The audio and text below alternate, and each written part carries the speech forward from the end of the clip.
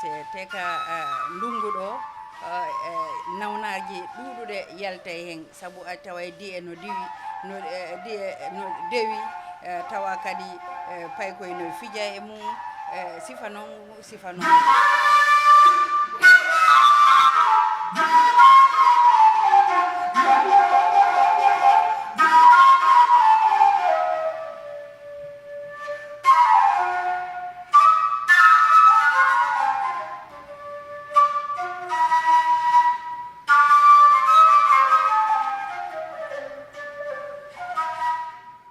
assalamu aleykum musidɓe fulɓe daroɓe fulɓe tv mi salmini on komi musidɗo on Kadidiatou Diallo arani on ɗo hannde kadi hannde noon minen anni yewtirde ko fi cellal ɗo anndi sago men ko fewndi e nder leydi ndi wo ko ɗum en yewtirta mbiɗa jogii ɗo noon gollowo ka dambugal cellal wiyeteeɗo Djibril Gando Ba kanko mi woni koɗan on hannde programme meɗen Jokkelan tan haray meɗen yettan ko jokkuɗon men ko wonɗum watta hewde sinami jonnamo mayko on tan e hiwrodira e jama on. Assalamu aleykum musidɓe am fulɓe daroɓe ama fulɓe tv ko min aran ɗon ɗo hannde Djibril Gando Balde wonan ɗon Directorate of Health Promotion Health Communication Unit Ministry of Health dariɓe kulle janguinɗe yimɓe e kulle cellal maɓɓe on jarama. Ko fewndi wo ko ɗum yewtirte te ka ndungu ɗo nawnaji ɗuɗuɗe yalta hen sabu a tawa di'e no diwi no dewi tawa kadi pay koye no fija e mum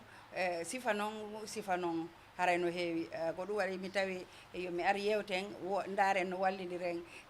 tawa ndaarayɓe men ɓen ɓe wooɗay koɓe janggi toon hannde ko ɗum marɗa ko waajoɗama ko ɗum fewndi ko tawata onon dambugal cellal ngal hiɗon dari hiɗon faala yimɓe anda ɗum. Jarama Sista Kadiatou ngal landagol ma moƴƴi e foti kadi e waktu landiɗamo waktu mo anndanɗa Ministre of Health no waɗi déclare disease outbreak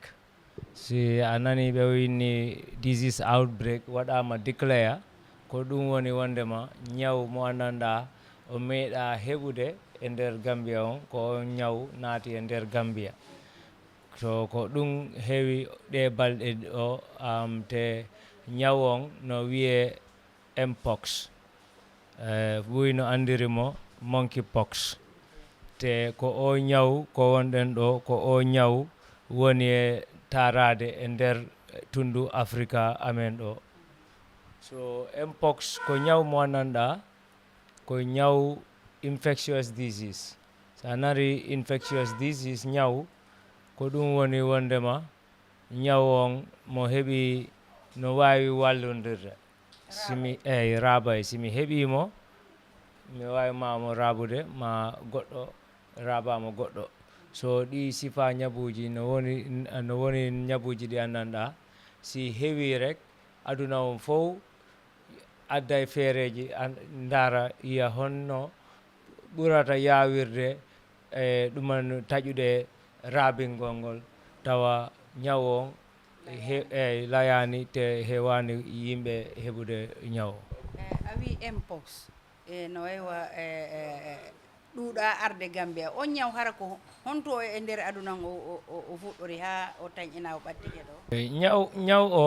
ñaw o no fuɗɗori hedde DR Congo Democratic Republic of Congo te ñaw o jila 1976 ñaw o idi fintide nder aduna o te ñaw o saakike dulaji buy e nder aduna o ha America sa heeɓino wattu mo annda ñaw o naatino toon Europe kadi heeɓino hitande nde anndanɗa ñaw o naatino to hen so a yiyay wondema ñaw o jila funti ko iɗi funtude koye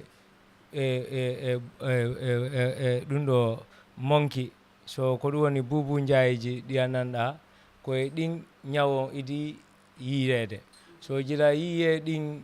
ɗumanniji monki ko ɗum waɗi inde nden ɓe innirimo monkey pox ñaw mo anndanɗa koye monki iwi so a yiyay wondema jila ɗum yawti joni ñaw o no sakito e nder aduna o so joni ñaw o sakike e jila rowani e hikka ñawo sakike ha hewti Sierra Leone hewti Guinea Conakry naati nder Liberia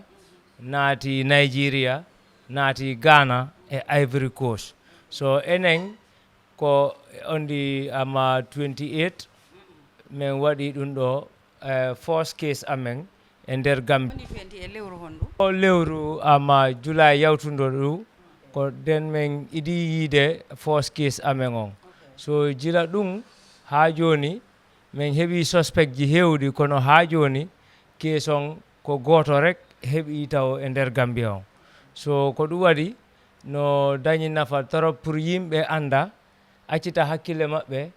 ko honɗum tamanseruji o ñaw funtinta e ɓandu neɗɗo so te mi sikku e yewtere nden koye ɗon yahoyten pour andindira jama on pour ɓe anda ɓe wawa anditude si neɗɗo ma si goɗɗo e maɓɓe heeɓi o ñaw a wi ko case goto heeɓi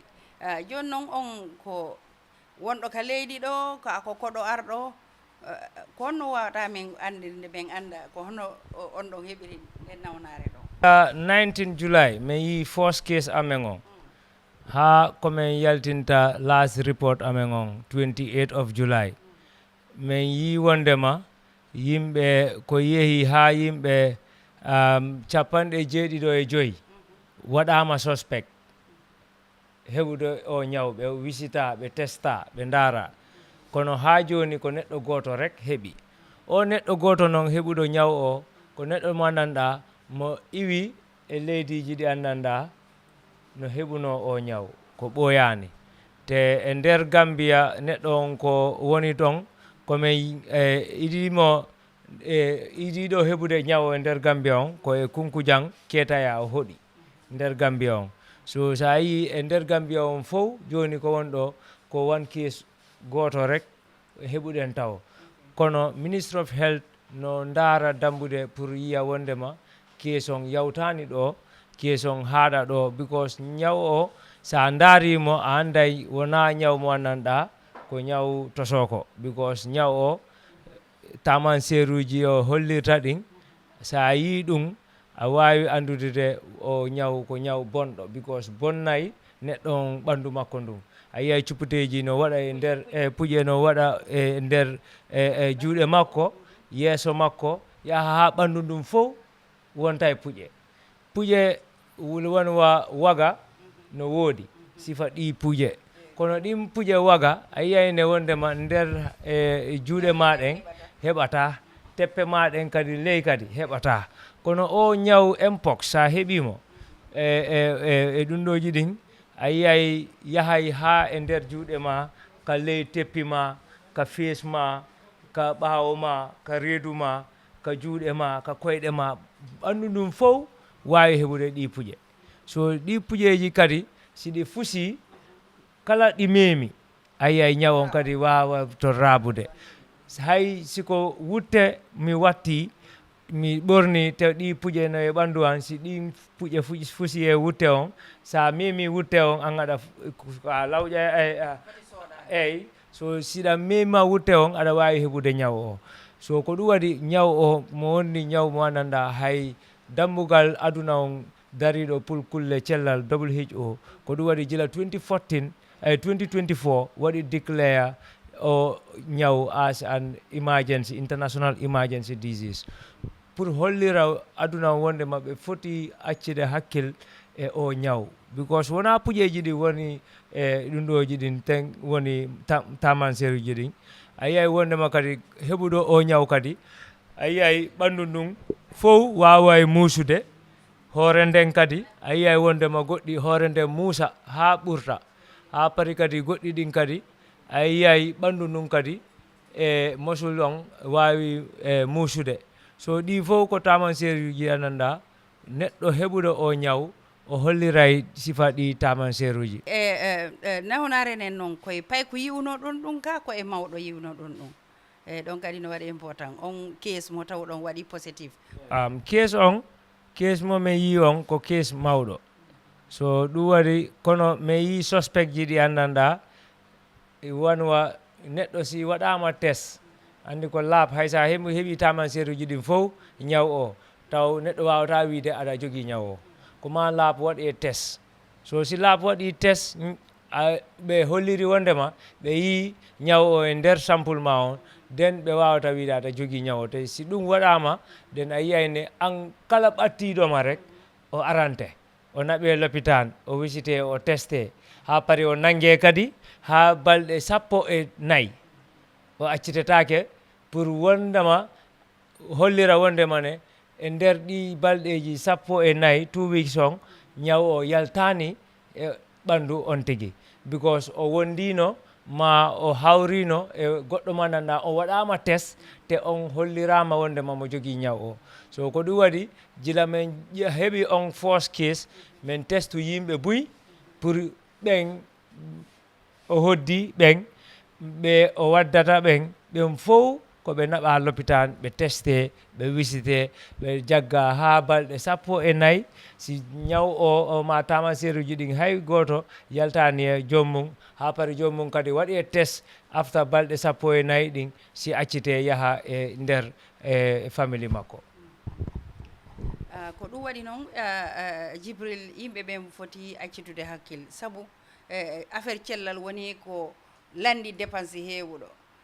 joni sa ala ka ɓe waɗaɓe yimɓe ko forcé ɗaɓɓanaɓe ka waɗaɓe because ɓe waɗaɓe monito a yiɗa nawnare nden sakito e nder leydi ndin ko golle tigui te ɗon golle mon ɗen ko ɓe yimɓe ɓe wallito on saabu mbiɗa andi so inni woɓɓe ɓen on jogotoɓe to goɓɓe no metti fi innama hay fus nanggalan min acca mi hotaga galle an mbiɗa andi ɗen caɗele fof haray ɗon heɓa ɗum arama sista Kadiatou landingol heeɓi nafa because sa yi o ñaw ko ɓuuri wadde hen nafa ko ɗum waɗi ko ɗum woni mode of transmission on ko ɗum woni ñaw o ko honno raɓirta ñaw o honno iwirta e an yaha e ma ko ɗum woni ko annanɗa no jogui nafarte men faala yimɓe ɓen fof daroɓe o programme ɓe anda pour si ɓe andi ñaw o ko honno natirta e maɓɓe ɓe waway bloqude ɗi laabi ñaw o natirta e nder maɓɓe so ko ɗon mi faala yewtude ɗo ni wonde hollira jama o wondema o ñaw o e no boniri kala si natani e ma a heɓatamo te ɗo e natude e ma kadi ko dambuɗe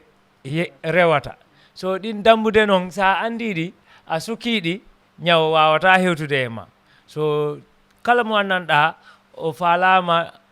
e dandade e o ñaw rek o foti andude dambuɗe ɗe ñaw o natirta te dambugal ɓurgal mawdude ɓurgal hewude ko ɗum woni han sekin momin watta on jonnirde juuɗe no heewi ñabbuji ɗi annanɗa ɗi naɓata because min o ñaw sa heeɓimo wonay e nder ndiyam ɓandu ma te sa lakkama lekkere ko ndiyam sa waɗi tiso ɗum ko ndiyam sa iili ɗum ko tiso ko ndiyam sa yeehi kama ɗum ko ndiyam sa gañike ƴiƴa yalti ɗum ko ndiyam so kala ko anndanɗa ko ndiyam e yalto nder ɓandu neɗɗo rek no wawi raɓurde ñaw o so sa yi yimɓe no jonnira juuɗe taw ɗum kadi no wawi wadde ha ndiyam ɓandu ma mema goɗɗo to si tawi an aɗa jogui ñaw o wawi rabude goɗɗo ñaw o so te andi enen Gambia ɗo e aada ɓurɗo e ɗuɗude e nder Gambia ko jonnirde juuɗe salamu aleykum si yawti ɗum ko jonnirde juuɗe so jonnugol juuɗe ko dambugal mawgal ngo anndanɗa ñaw o rewiray toon so yimɓe anda ɗum so tawa sa falama e dandade e o ñaw nden a foti ko fotɗa wadde ko ɗum woni foti ɗuytude a foti ɗuytude jonnirgal juuɗe e ɗe balɗe ɗo e o wattu ɗo te sa jonniri kadi a yejjiti kadi ya sooɗoɗa e ndiyam e sabunde ma heɓa sanitizer ma ko watta use pour Allah dandama e o ñaw bonɗo mo anndanɗa ko o wiyete mpox dammal ɗimmol ngol ko ɗum woni sa waɗi tiso sa iili on ndiyam ɗan ndiyam yaltirɗon ɗum kadi ñaw o no wawirɗon rewoyde because simi iili e dow ma a yiyay goɗɗi ndiyam memete an kadi ne ɓaɗirɗen ndi sa iili a waɗani max hewta e an so e on ɗum no wawi wadde kadi ñawon kadi hewtere rewra e ngal damal ɗon pour naata e neɗɗo tamma tatol ngol ko ɗum woni ñamoɓe ɗi ɗum ɗoji ladde so ñamoɓe tewu ladde o jamano ɗo yoɓe accu ɓayri ñaw o ko inde ɗen sa iwi ɗon koye ɗum ɗo monki so kulle ladde so joni ɗin kala ko woni tewu ladde o jamanu en foti ɗum rentade pour rente ɗon e o ñaw mpox nayol ngol ko ɗum woni ɓe andanɗa ɓe heɓayɗa wattu debbo e gorko ma gorko e gorko te o ñaw ɓe inni study holliri wondema waɗoɓe gorko e gorko ɓuri heɓude ñaw o e nder saareji buy so ɗum no hollira wondema ñaw o no wawi natirde hakkunde debbo e gorko ma gorko e gorko ma debbo e debbo so ɗon kadi ko dambugal gandanɗa sakatuma yimɓe ɓe andanɗa ɓe heewi ɓe waldata siko debbo aɗa heewi worɓe ɓe waldata an ñaw o aɗa wawi mo heɓude ko ɓuri yawude siko a gorko kadi aɗa heewi mo waldata taw wona ɓenguma ma wona ɗum ɗo ma taw ɗum kadi no wawima addande caɗele ha heɓa o ñaw mpox so dammal las damal ngal ko ñaw o wawata natirde e nder neɗɗo ko ɗum waɗi ɗi dambudeji ma ɗi place uji ɗi andanɗa yimɓe buy waɗay ɗum use hay ngal jullere ɗo nomi joɗiri ni mi waɗi ɗo juuɗe an ɗen goɗɗo kadi si joɗike waɗay ɗo juuɗe makko goɗɗo an kadi so ɗi place uji bagage uji ɗi andanɗa yimɓe public on waɗay ɗi use tawa yimɓe fof wattati use dambuɗe andi dambugal kala suudu kala dambugal wona an rek neɗɗo goto rek memata dambugal suudu ndun ma lock on so ɗin place uji ɗi andanɗa yimɓe ɓe waɗay ɗi use ɗin kadi neɗɗo no wawi memude tawa acca ɗo ñaw on ala mema so ko dandete yimɓe ɓe rek ko ɗum woni ɗi dambuɗe ɗi ñaw o natirta e nder neɗɗo sa wawi sukkude ɗi dambuɗe rek a wawi dandade e o ñaw bonɗo mo endanɗa ko on naati e nder Gambia gila on the 18th of July 19th of July waɗa announce den ha joni ko case goto rek min heeɓi kono leydiji andanɗa no ɓaadi hen no waywa Freetown ɓen heeɓi case uji ko yahata ma ha 5,000 ha ɓaɗoyo 6,000 cases te yimɓe ko yahata ha capanɗe tato e maayi ton e nder ñaw o taw waywa ñaw o na bonnay ɓandu nun tan no wawi warde kadi ko ɗum waɗi nawnare hewtude o dambugal cellal ngal no wajade yimɓe ɓen fuɗɗo renade on time kono mi sikki laaɓal koko foti wonde ko neɗɗo kontinta because fewdo Ebola ari ɓe henna sooɗe waɗon sabunde waɗon sanitizer ɗum ɗa kadi ari kala ko ari dal ɓe hennayi sooɗe so ɗo e ɗum noon waywa ɗum ɗon neɗɗo foti tabintinde sooɗagol toujours e renagol sifa ɗi piiji ɗi woluɗon ɓa ñawji raɓayɗi ɗin sa renani hoorema a waway ɗi heɓude miɗa andi tan jama on jangguiɗo ko heewi machallah koɓe ɓeydu tan wallitade ministre of health ɓa onon ko wawɗon ko darnugol lobitani on e golloɓe ɓen yimɓe ɓen noon no ɓuuri ɗuɗude golloɓe ɓen so ko ɗum waɗi ko ɓe wallidiren kala ka ɗum naati e nder galle hittinen ariten ɗum si wawi si tawi ɗo e ɗum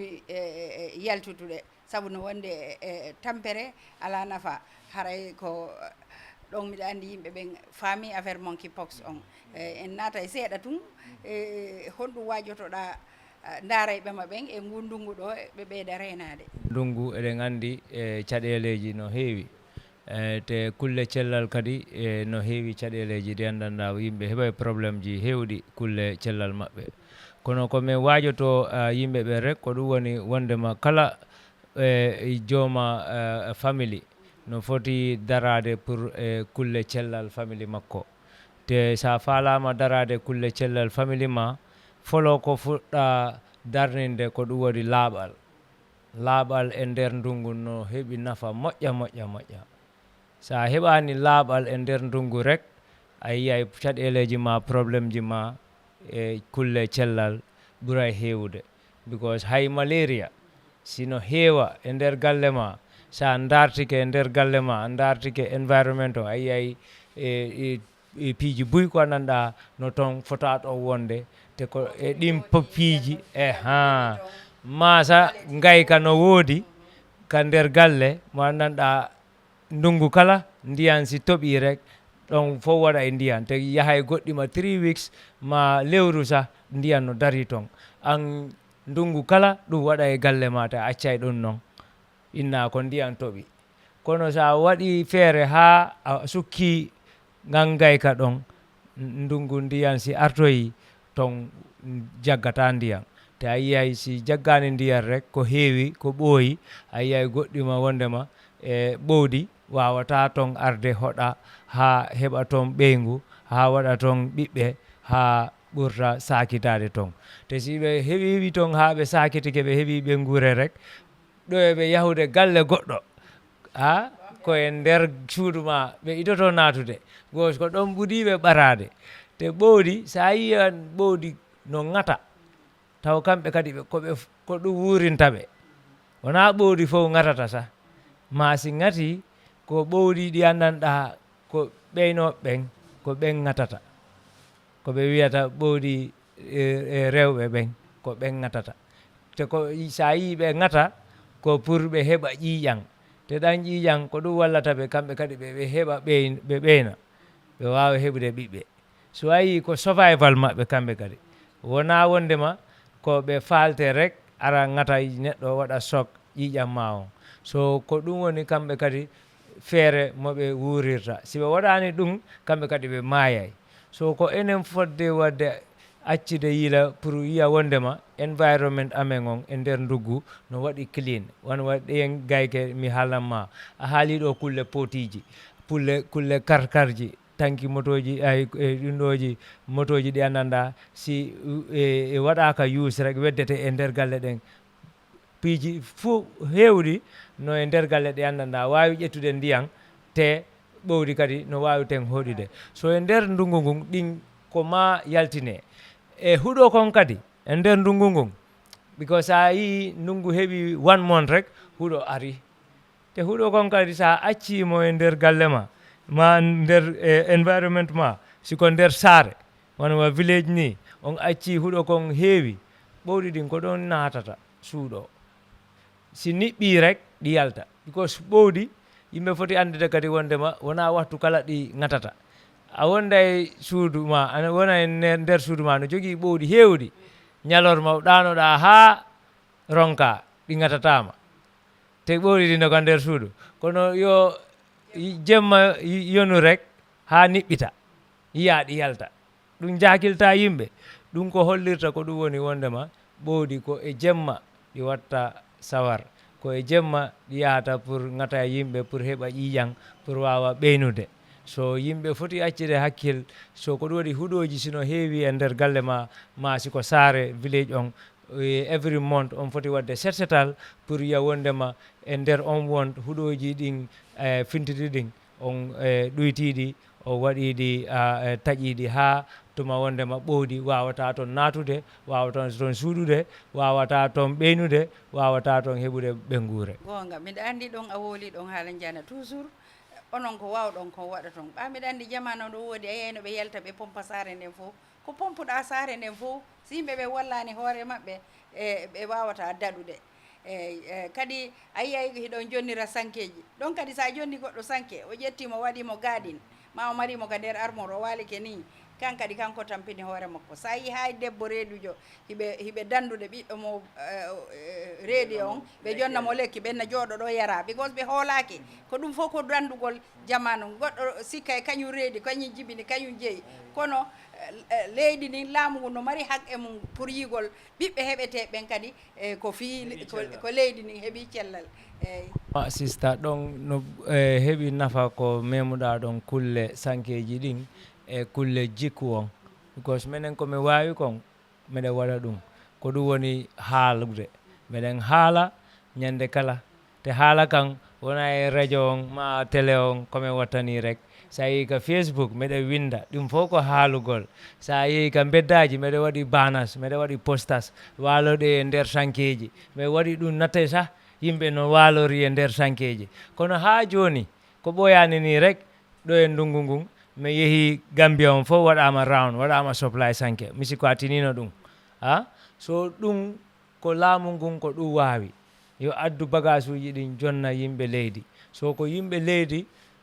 ƴettata bagage uji ɗin para pour chansude jikkuji amen ɗin ko jikkuji si sansaka rek tawa ko wonnon on ton ko ton rek wonten so ko ɗum waɗi o point mo adduɗa wondema kulle yimɓe waɗoɓe use wonwa jonni e sanke ha pari yaha ƴetta on sanke aɗa waɗamo fence ma woɓɓe sano yaha no ƴettata ɗum no dofira foññe ma no dofira lacciri ɗum ɗo mo anndanɗa ko e poysin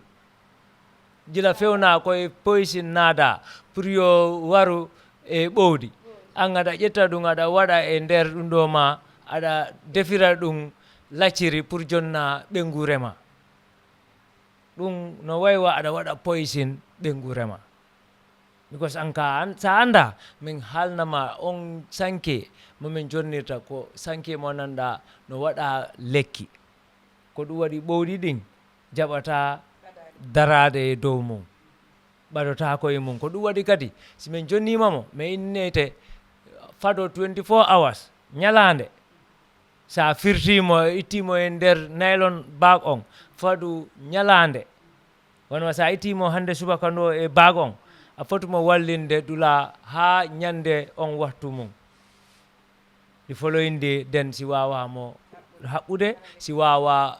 walade e nder makko tawa lekki kin ɗuytike e makko ɗum watta lekki kin iwa e makko kono ɗuytay doole ene so tawde meɗen nana yimɓe hibaruji ɗe anndanɗa yimɓe no waɗa ɗum ñande ko sereraɓe watta ɗum ƴetta andi kamɓe ɓe yiiɗi lacciri ƴetta ɗum no fewnira lacciri kono ko min wiyata ɓe rek ɗum wona lacciri woɓɓe kadi joolaɓeɓen kadi ƴettoɓe sankeji ɗin no waɗa ɗum kadi ka gaadinijey min yi ɗum kadi so ɗum kadi min wiyaɓe sankeji ɗin ko addana ko yo pour yo haɓɓe waalo e nder mum hay wona nder suudu ma sa siɗa waɗa joɗade ka yaasi ha aɗa jooɗi yaasi jila 8 o'clock ha 12 o'clock ɗon te nde suudu ma danki ma no jogui sanke aɗa wawi heɓude malaria because an ko jottoɗa yaasi ko ɗum ɓuuri ko wonta e nder danki so joni ɓowɗi ɗin ko jottoɗa yaasi si ngatima a haɓɓani sanke yaasi ngatima ɗoya natude ka nder sanke tawa wawi heɓude malaria so komin wiyata ɗon kon ko ɗum woni wonde masiɗa andi a wawata wonde nder ƴettu sanke ma on haɓɓamo yaasi waɗa basam ma waɗa sponge ma waloɗa tawa waloto a heɓay hendu kono a dandoto kadi e ɓowɗi ɗin a dandoto e malaria a dandoto piiji buy ɗen sa pari aɗa naata nattin sanke ma haɓɓa e danki ma siɗa jogui sankeji ɗiɗi haɓɓu goto ka danki goto maramo siɗa yaha trek ma aɗa yaha dulas aɗa wawimo ɗumanude waɗamo e nder bak naɓoramo kala ko yaaɗa e nder Gambia aɗa wawimo haɓɓude so ko ɗum woni kibar mo anndanɗa minen ko ɗum min heeɓi koto ko ɗum min wawi haalande yimɓe ɓen kono pour haɓɓanɗe yimɓe sanke ka nder suudu maɓɓe waldaɓe ka nder sanke ɗum kokoma jikkuji ɗin paren pour changeng enen kadi wallen hoore amen ko ɗon tigui jarama Djiby mbiɗa andi yewtere nde woɗɗi e yewtiɗo fi piiji ɗiɗi mbiɗa andi en taƴay ɗo tun ha laawego joni sina a wayrodira e jama on tan mbiɗa andi gonga ko wiɗa kon kala ko yewtuɗen ɗo yewtituɗen ko yimɓe ɓen sansu jikkuji ɗin tan saabu onon ko wawɗon ko jonnirgol kono wata wonde ka nder suudu inna ko ni waɗirta ton ka télé ɗo wawi joɗade wolon si ɓe nani kadi ɓe hutora a woli fi laccire on fulɓe ɓen enen kadi hiɗen waɗa lacciri surtout ara ka haajuji ɗon na famille on to jonnuɗa ko yimɓe ɓen fof jonnuɗa ko ɗum waɗi nawnaje ko yimɓe heɓay ɓe anda honto ɗum iwri ɓe andata because goɗɗum ɗum hay potiji goɗɗi no ɗon sa usi ɓenna ɗum ko hawkete ɗum joni noon si tawi ɗum ɗa kadi innama ko fi lekki a ƴetti a wuppi a wi haray lekki ki ƴewe e mum an anda wona fi defugol wona fi ñamete ko fi warugol sonsoli yo yimɓe ɓen eto ande ɗum haray no woodi ko waynodira jama on tun taƴen ɗo ha lawol gongol eyyi komi taƴirta rek ko ɗum woni wondema pour accita yimɓe hakkille maɓɓe rek kulle o ñaw mpox mo gandanɗa no naati e tundu West Africa ɗo te naati hewti e nder saare amen Gambia Iwrama Guinée Conakry Sierra Leone Liberia Ghana Nigeria ɓen fof heeɓi o ñaw te enen fof eɗen andi yimɓe iwoɓe e ɗen caɗele ɓe ara e Gambia ñande kala so fof no woni yo wonan hoore mum e health inspector wonana hoore mum docteur taw no accita hakkil taman seruji ɗimen haali ɗo ɗin ɗi woni ɗi cuppiteji ɗi anndanɗa finta e neɗɗo on hoorem si muusima ma ɓanndu si muusima hay muusera heɓuɗa ɓo anndanɗa a famani hoorema ko foɗɗa waddere ko ɗum waɗi yoɓe waɗu call 1025 1025 number mo joguiɗa kala sa kolimo ko free of charge Ministry of Health number neɗɗo ƴettay number on haalana ɗum on tigi honɗum woni probléme ma ha paari ɓe anda ko honto wonɗa e Gambia on ten kamɓe ɓe ƴettay kamɓe kadi yimɓe maɓɓe kala ko wonɗa e nder Gambia ka tunduji ɓe heeɓi yimɓe ton ɓen ɓe haalnay ɓe yimɓe ɓe ara on place ɓe daara ko haalantaɓe kon siko ñaw o ma si wona ñaw o so fof yo wonu docteur fof yo wonu health inspector pour yiya wondema ñaw o sakitaki e nder Gambia on kono jarani kadi yimɓe huula yoɓe yaw haajuji maɓɓe kono yoɓe rento kadi pour yiya wondema enen fof wawen dandinde sa dandi hoorema rek a dandi goɗɗo mo gandanɗa ko on ɓuurima ɓaɗade so miɗan tori on onon fof wakkilo ɗon paren pour changer jikuji pour yiya wondema Gambia e cellal woni ko anndanɗa ko heɓuɗo doole e nder leydi ndin on jarama komin Jibril Gando Balde Health Communication Unit bisimillah jarama Jibril musidɓe an ko noon nani ɗiɗi yewtereji kelluɗe ɗo mbiɗa andi noon no woodi e nafoore wonu nani jaaɓiɓe e hutoron ko wola kon ko ɗum dandeten hoore men danden leydi ndin fof dannen aduna on cellal ko ngaalu haray miɗo yetta caméraman an o Moussa Diallo mi yejjitani éditeur Mamadou Saliou Diallo mi yejjitani kadi Samba Gueladio Mbaalo ha France gonɗoɗamo tamdete Fulɓe TV haray komi musidɗo on Kadidiatou Diallo ko ɗum ɗo mi addane on hannde ɗo e téléma cellal on jarama ko jokkuɗon men kon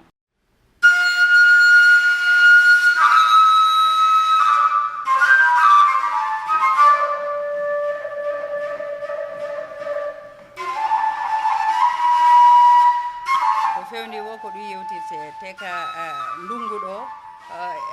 nawnaji ɗuɗuɗe yalta hen saabu a tawa di e no diwi no dewi tawa kadi paykoye no fija e mum sifa noon